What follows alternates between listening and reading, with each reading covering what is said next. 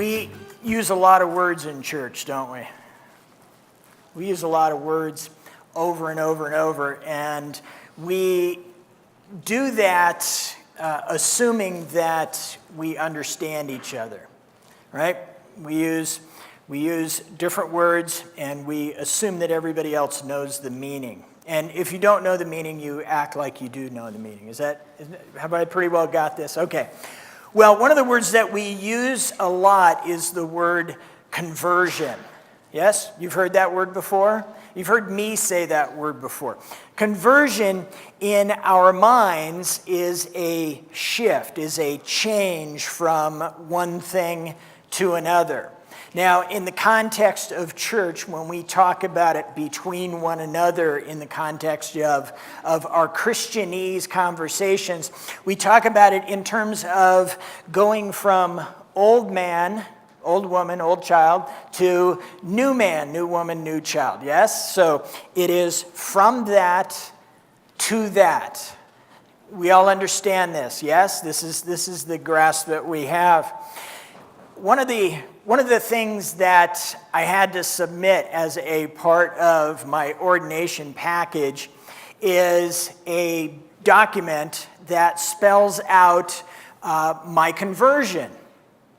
You say, well, that's odd. You know, we've been pretending this guy is our pastor for the past 7 years. He best have been converted. Well, it's not that I'm giving evidence of my conversion. What it is I'm documenting out how it happened, where I was, where I am, so that anybody who has spent time with me, anybody who has looked in on my life can go, yes, that's true. He is a converted soul. There is evidence of conversion in his life. And it's not that we're trying to prove that. It's not that I'm trying to demonstrate something that we didn't already accept or understand or know. It's just that it gives somebody else an opportunity to verify what I say, yes, I've seen evidence of that in his life. Why is that necessary? Well, because there is a part of the family, a part of the Christian church who has not really been converted. They've looked over at the blessings of conversion. They've looked over at what it might look like to be converted, but have never really had that conversion process. They have never had that conversion experience in their life.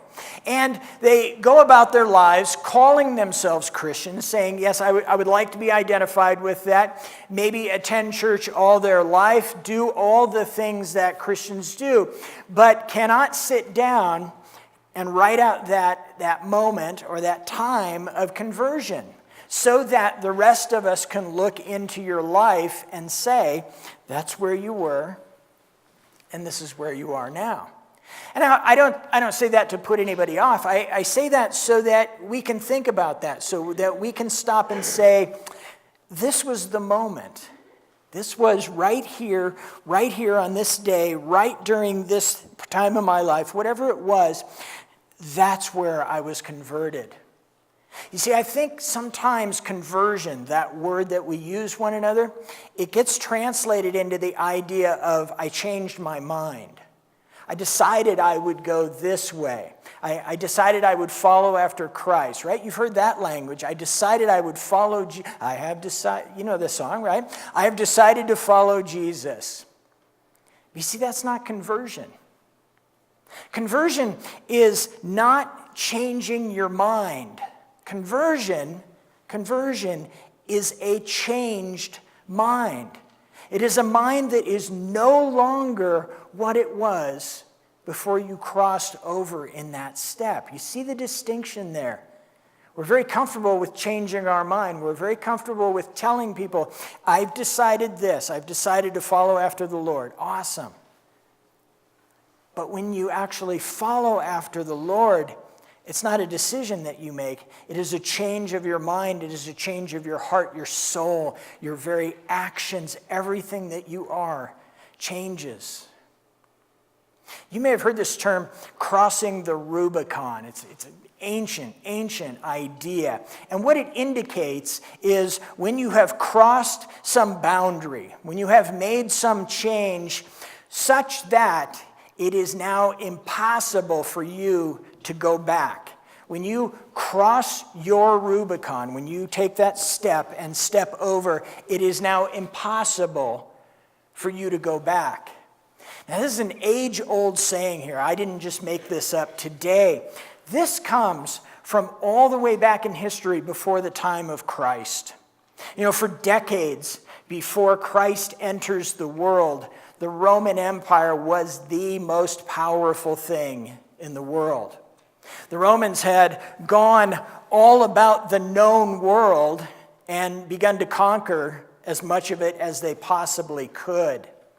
They crossed into what was called Gaul at the time. We know it as France and Belgium and Switzerland. This is the area of Gaul. They had crossed over the Rhine and gone into Germania and conquered a part of that area. They have even crossed the water and gone to what was called Britannia and began to conquer that area there. The Roman Empire spread throughout the known world. And they exercised iron rule wherever they went. Whatever the law was in Rome, that was the Rome for their conquered territories and the people who had to live under that. Now, about 50 years before Jesus enters the world, there's a name that you've heard, Julius Caesar. Caesar is his title, Julius is his name. Julius Caesar. He had led most of these armies into Gaul and had, with his armies, conquered all of that area for the glory of Rome.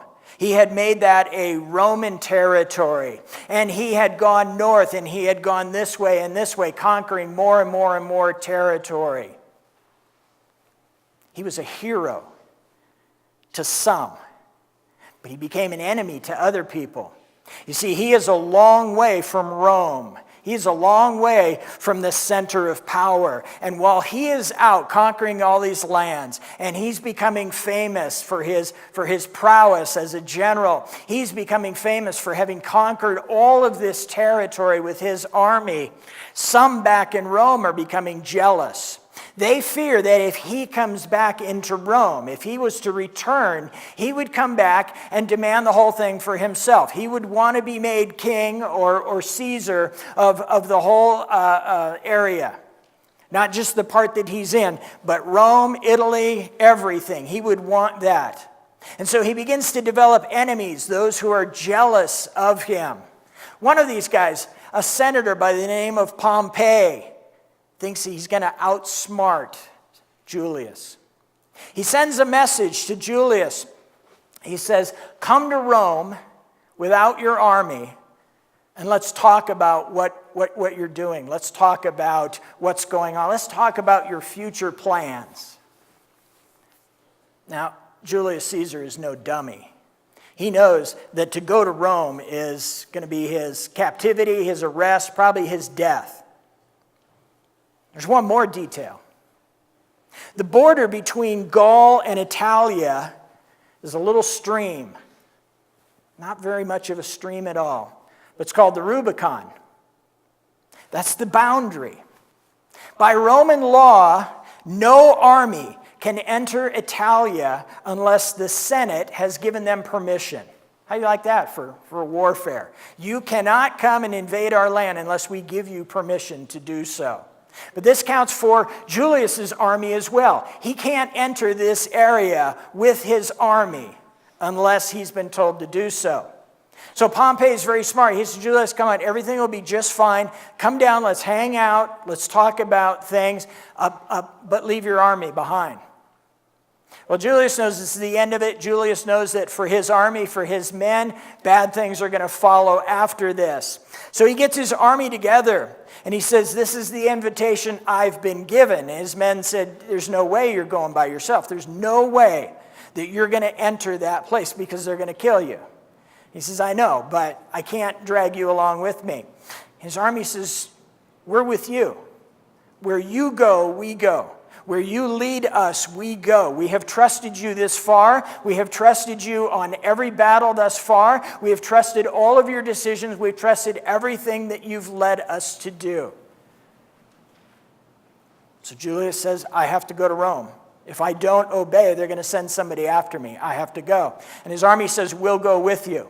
So they begin to march, and they begin to march all the way towards the border until they get to that river. And he has to make a decision. He stands at the edge of the Rubicon, and he says, if I turn back, there's relative safety. There's a lot of land back there. We can hide. We don't have to deal with this anymore. We can turn back. He says, but once we cross this Rubicon, we're now the enemies of Rome. We've now made ourselves mortal enemies of the most powerful thing in the world. And he made the decision. And he stepped across. And as soon as they got across, as soon as the army got across, they stopped. And he said, we can never go back across that river because we've broken the law. They marched forward. They marched all the way into Rome, ready for battle. They marched all the way in, thinking that the absolute worst was coming. But as soon as his enemies, particularly the coward Pompey, as soon as they heard that Caesar had crossed the Rubicon with his army, they fled. They fled. And that's how Caesar becomes the Caesar of all. It's how Julius Caesar becomes the man that we talk about centuries later. This is what it means to cross the Rubicon. When we have our moment of conversion, it's not meant to be us standing on the edge of the Rubicon, looking across and saying, well, if I stay back here, it's safe. If I stay back here, I can continue to dabble in my sin, my life, my everything back here. But once I cross that boundary, once I cross over into the new life, I'm not going to be able to have this anymore. And so many people are standing on this side of that conversion experience. So many people are standing back here saying, it looks really good to be a Christian over there. It looks really awesome to say that I'm going to follow Christ, but I'm not going to cross that river. Conversion for you and me, conversion for the Christian means that your feet are wet. Conversion for the Christian means that if you look down, there's a puddle at your feet because your feet are wet. You have crossed over never to go back. You did not just change your mind. You did not just make a decision to follow after Christ. You have been changed. And I say all of this to bring us back to Ephesians. The case that Paul has been making in all of the chapters leading up to chapter 4 is that this is the blessing that's yours after conversion. This is what it means to be changed. This is how you will see life and live life and be alive after you have been converted. And it makes sense. He says you're going to have this ability to have unity. We know the church, the whole church, suffers with the ability to have unity. It's because they're looking over the river. He says you will be able to love one another. You'll be able to take care of one another. You'll be able to tell one another the truth without worrying about how that truth is going to be received. You'll be able to do all that because you will be talking to converted people. You will be sharing this truth with people who already know the truth. The reason that the church suffers, the reason that the church has such a hard time with these things is that so many are standing on one side of the water, looking across and going, man, that looks great. I'm going to call myself one of those people on the other side of the water. But their feet are bone dry. Their feet have never stepped into that water. I want to pick up where Paul talks about Christian living. Because he's going to draw this very distinction between old life and new life. And it's not meant just to be informational. It is so that you and I will stop cold right here and say, which side of the river am I on? Which side of life am I on? I'm going to start in verse 17. Listen to this. So I tell you this, and insist on it in the Lord, that you must no longer live as the Gentiles do, in the futility of their thinking. They are darkened in their understanding and are separated from the life of God because of the ignorance that is in them due to the hardening of their hearts. Having lost all sensitivity, they have given themselves over to sensuality so as to indulge in every kind of impurity. And they are full of greed. Now, I know this doesn't sound like anybody here. But if you think back before you got your feet wet, that was you. That was all of us. Doesn't matter how old you were. Doesn't matter how young you were. Doesn't matter where you were, how you came to know this. This was you. And the picture that he paints is a lot more bleak than we give it credit for. You see, this is a death spiral. When your mind is darkened, when your mind is darkened by sin, you can't see that it's sin. You take it for granted. You say, this is okay, this isn't bad. I haven't killed anybody. So you justify it. You say, this is all right, I can continue to do this. But the more that you sin, the more that sin becomes a natural part of your life, what happens to your heart? It gets harder. And the harder that your heart is, the less blood that it can pump up to your eyeballs, the darker your vision becomes. And the darker your vision becomes, the less you can see about your sin in life. And the more or the less you can see about your sin in life, what happens to your heart? It gets harder and harder and harder. The danger of sin is this: you give yourself over to it. Things that you might have at one time said, well, that's not a good idea, or I probably shouldn't do that. The more that you engage in it, the more that you accept it, the more that it's a part of your life, you say, well, this is all right. This isn't hurting anybody. This isn't so bad. This isn't so bad. This is all right. I can keep doing this. And pretty soon, you find yourself at the bottom of a hole that you can't get out of. Your heart is so hard. Your vision is so dark. You have no hope. No hope. Until somebody with the gospel comes and shines a light on you. There's no hope. And this is the condition of people standing on this side of the river. Whether it's the Jordan or the Rubicon or the Rhine River, it doesn't matter. If you're standing on this side and you look over across that way, if your vision's just a little bit fuzzy, you can still make the move across there. But once you've dug yourself a deep, dark hole on this side in sin, once your heart is so hardened and your vision is so dark, you won't go anywhere near that. You'll look across and say, that Christianity, that's a good idea. That Jesus, he sounds like an all right guy. I'll celebrate those holidays. In fact, I'll do some of the Christian things. But then you look at your feet. Your feet are bone dry because you have never stepped into that water. You've never stepped across. But then he says this. He says, that, however, is not the way of life you learned when you heard about Christ and were taught in him in accordance with the truth that is in Jesus.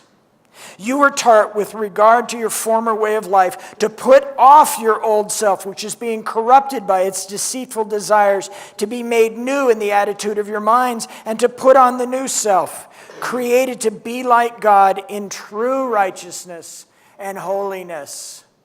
when you have walked across that water, when your feet are wet, when you can hear your shoes squishing under your feet, that's when you have been made new. That's when you look back across that river and you realize you can't go back. You look back to the other side and say, that's who I was. That's where I was. That's what I used to be. But now I'm over here, and I've got sopping wet feet, but I have new life. You've been made new. Now, this doesn't mean that you're perfect. Lord, I wish we could all close our eyes really tight and pray that we would be made perfect today. No, you and I are human. You and I are products of what happened in the garden centuries ago. So what do? We get across, squish, squish, squish, right? Water's dripping off of us onto the carpet. And we do this. We turn around and we look back across the river. And we do it all the time. We look over the river and go, oh, that was so much fun. Oh, golly, I like doing that. Gosh, I wish I could go back. But then you look at that river and you say, I'm not going in that river again. You feel how wet your feet are. You look at the mess you're making on the carpet. You say, I'm not going back. You see, you're not going back because no longer is your heart hardened. No longer is your vision darkened. Now you can look back and say, yeah, I did enjoy doing that, but to be made new in true righteousness and holiness is so much better. To not have to drag around the dead weight of my old self. To not have to spend countless hours justifying my sin or lying about my sin or making excuses for my sin. To free myself from all of that. I'm 100 pounds lighter coming over here. And if the price to pay was wet feet, I'll pay that price. I will pay that price to put off the old self, which is being corrupted by its deceitful desires. Don't miss that word. You know, sometimes Christians, and I'll put quotes there just for fun, sometimes Christian thinks that sin is overpowering them. That sin is out of their control. I just can't stop. I can't change. I can't do this. You're right. You cannot. Sin is darkening your mind. Sin is a deceitful desire. Sin will convince you that whatever your favorite sin is, that it's okay, that it's not hurting anybody, that it's not hurting you, that, oh, just go ahead, it'll be okay. That's why it's called a deceitful desire, not just an awesome desire, a deceitful desire. But remember, when you're on this side of the river, when our loved ones and our neighbors and our friends and the people we run into are on this side of the river, they can't see any of that because their heart is hard. Their heart is sclerotic. Their vision is dark, and it's getting darker. It's just this constant spiral. Hardness, darkness, hardness, darkness. It's only when you splash into that water and step to the other side that you can begin to see things. Paul points this out. He says, because you didn't change your mind. You didn't change your thinking. You didn't just get up one day and say, you know what, I'm going to go across the river. You didn't do any of that. Your mind was changed. Your person was changed. Who you are, what you are, how you are, all of it was changed. And you no more can change back than, I just forgot my example, then something could change. A leopard could change its spots. I'll have to edit that in the tape so it all goes together there. You cannot go to the other side of the river and look back and go, I want that anymore, because you have a new heart. You have a new heart and a new soul, and your new heart and soul tells you you don't want to go back there. You don't want to get involved in that. You don't want to be trapped in this spiral. You don't want that anymore. You're a new man. You're a new woman. You're a new person on this side of the water. So what do your feet look like? Are your feet wet? Are your shoes wet? Are you messing up my carpet?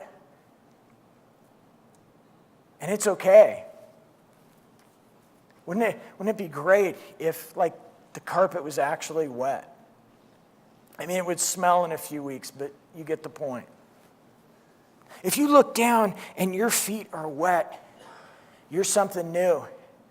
You're on the other side of that Rubicon. Never to go back, never to turn back, never to look back.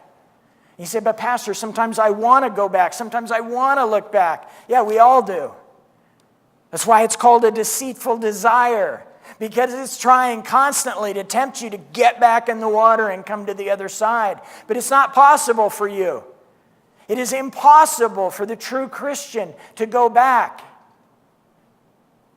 You know, if you've ever changed money when you've gone someplace, right? You take your dollars, like $2, and you exchange it for some other currency, and you get a huge wad of currency, right? You can't look at that and go, I wish this was dollars again. It doesn't work that way. It is what it is. And you are what you are once you've crossed over that.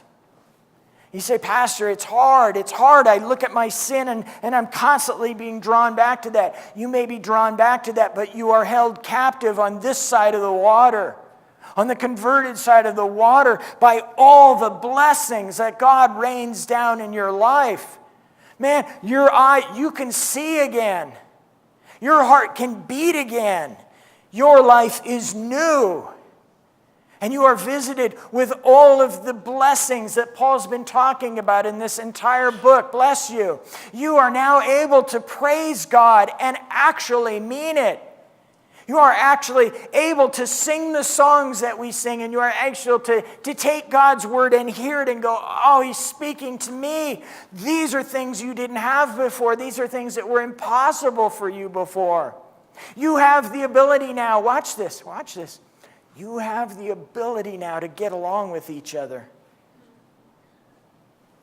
You have the ability to have unity within the body. You have the ability to tell one another the truth.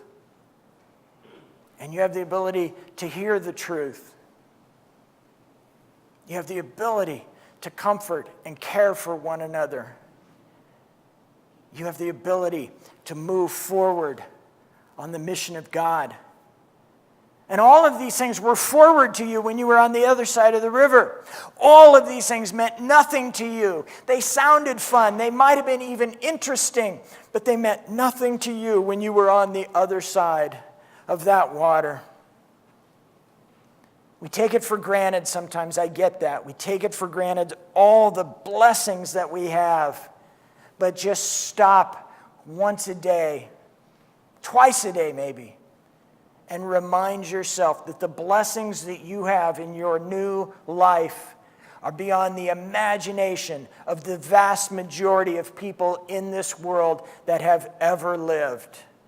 You are blessed beyond belief. But if you look down at your feet and they are dry,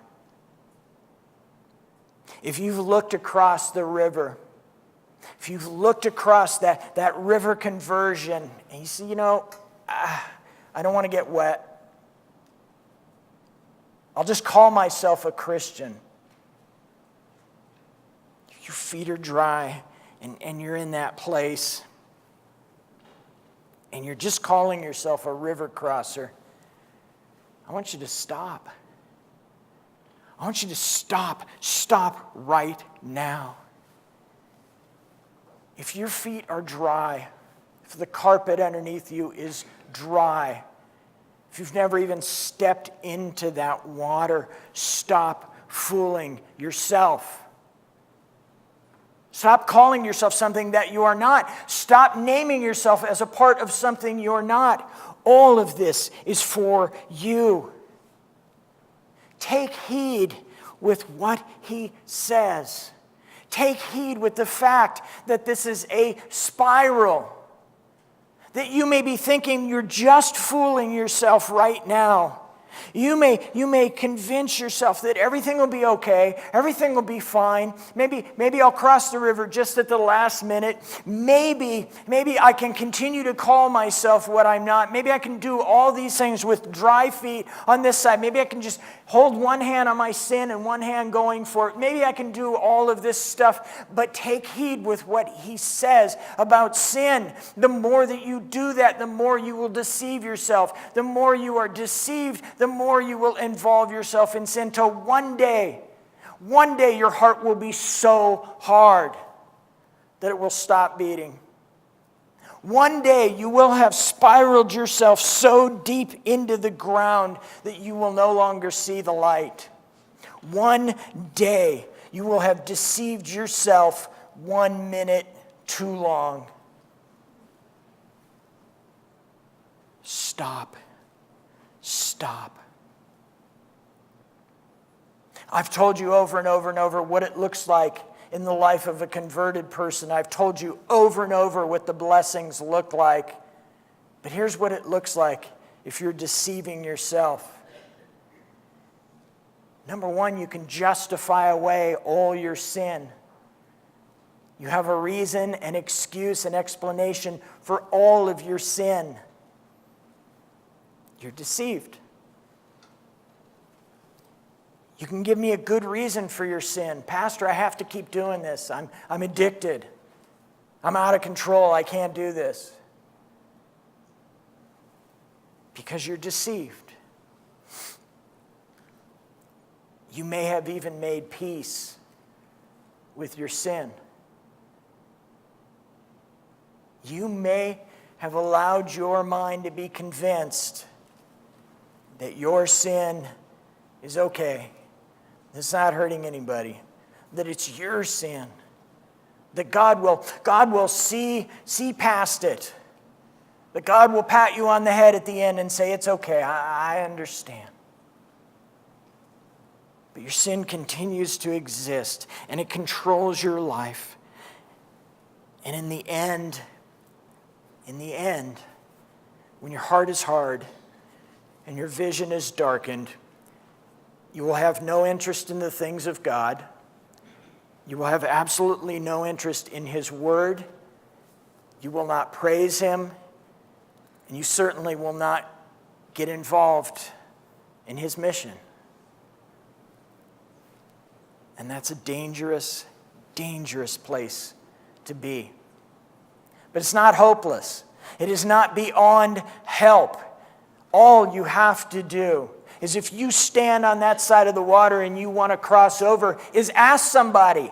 Ask somebody who's standing on this side of the shore. Anybody, everybody who has crossed over, anybody that you see that has wet feet, anybody that you look around and there's a puddle on the carpet, any one of those people will help you across the river. Any one of those people will help you cross over, will share the gospel with you, will walk you through the process of receiving that new life, will give you over to God. Will help you. They will hold your hand and pull you across that river. But you have to ask. You have to ask. You ask somebody to tell you the truth. You ask somebody to point out your sin. You ask somebody, how can I have the new life? And I guarantee anybody, everybody with wet feet will gladly share the truth with you, will gladly point out your sin, will gladly hold your hand and guide you across that river, so that when you get to the other side and you're standing there getting water all over my carpet, you will stand there and say, I am never, ever going back over there. And Jesus will whisper to you, He'll say, you bet you're not. Because you and me, we're going this way. You and me are going that way. When Julius Caesar crossed the Rubicon, when he set his feet in that water, when the first drop hit him, and then he got to the other side and his sandals were dripping water all over the place, he crossed that river knowing that the result was possibly death. And it's the same thing for those who have been truly converted in Christ. When Jesus calls us, and I'm going to steal Bonhoeffer's quote once again, when Jesus invites us across that river, when he calls us to be saved, when he calls us to follow after him, Jesus bids us to come and die. He calls us to die to ourselves, to die to that old life, to die to that sin, to die to our deceitful desires, to die to whatever was holding us back, and to pick up our cross on the other side of the river, and with our soggy, wet feet, carry that cross behind him. That's the invitation. But listen, it sounds awful, it sounds dangerous, it sounds like something you might not want to do, but the blessings of picking up your cross is a new life, is a new heart, is a new vision, is a new way of existing, is a new family, is a new way about going things, is a new call to join Christ in his mission. And his mission is for you to stand on this side of the river and to look back and call others over to this side of the river, so that we can all stand there together, ruining the carpet with our wet feet, just soaking everything in sight, because that's what we're invited to do. I know you hear this, and you say the cost is just unbelievable. And I say, you're right. The cost is unbelievable, but the blessings that come with crossing over that conversion river are immeasurable. Amen?